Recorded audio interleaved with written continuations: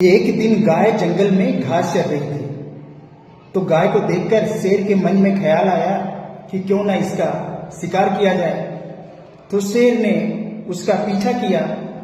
अब गाय को भी यह एहसास हो चुका था कि लग रहा है खतरा है, तो गाय ने भी भागना शुरू कर दिया। अब गाय आगे आगे, शेर पीछे पीछे।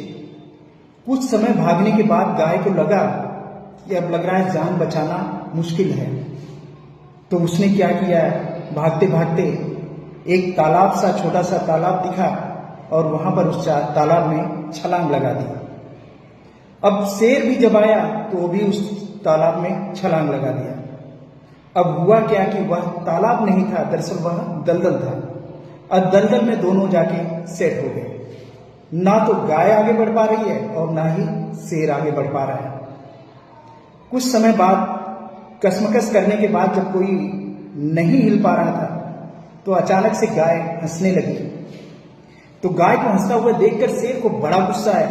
अरे गाय, तू क्यों हंस रही है? तेरी जान बंधी हुई है और तू हंस रही है। तो शेर की बातों पर गाय ने जवाब दिया कि तुम्हारा कोई मालिक है? तो शेर ने कहा, मेरा मालिक?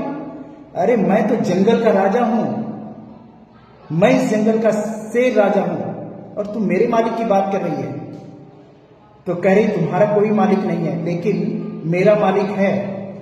मेरा मालिक जब शाम को मैं घर नहीं पहुंचूंगी तो वह ढूंढते ढूंढते मुझे यहां आएगा और मुझे यहां से ले जाएगा। हुआ भी ऐसे ही दोस्तों, जब गाय शाम को घर नहीं पहुंची तो उसका मालिक ढूंढता ढूंढता उसी तालाब के पास में पहुंच गया जहां पर शेर और गाय दोनों फंसे हुए थे। और उसके मालिक ने जब देखा तो उसने आवाज लगाया, गंगा। तो उधर से गाय ने भी जब चिल्लाना शुरू कर दिया तो उसके बाद उसने रस्सी पकड़ी और धीरे धीरे गाय को खींचकर ले गया। तो इस तरह से गाय के बच गए जान।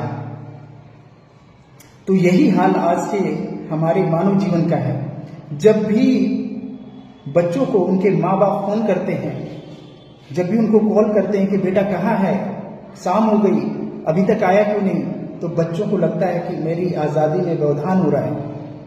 वो बहुत ज़्यादा इरिटेट होते हैं, नाराज होते हैं। लेकिन बच्चों को यह सोचना चाहिए कि कोई तो है जो तुम्हारी फिक्र कर रहा है, कोई तो मालिक है जो तुम्हारे इतनी परवाह कर रहा है। नहीं तो आप कितने भी ताकतवर हों, हालत शेर जैसी हो जाएगी। इसलिए दोस्तों, अगर आपकी कोई परवाह करने वाला है, आपके माँ बाप हैं, तो हमेशा उनकी परवाह की कदर करना, हमेशा उनकी इज्जत करना।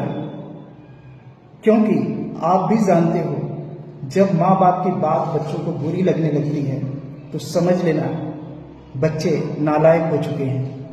तो इसलिए हमेशा माँ बाप का सम्मान करना और उनकी बातों को हमेशा एक मालिक की तरह, उनकी बातों का हमेशा सम्मान करना। चलिए, नमस्कार।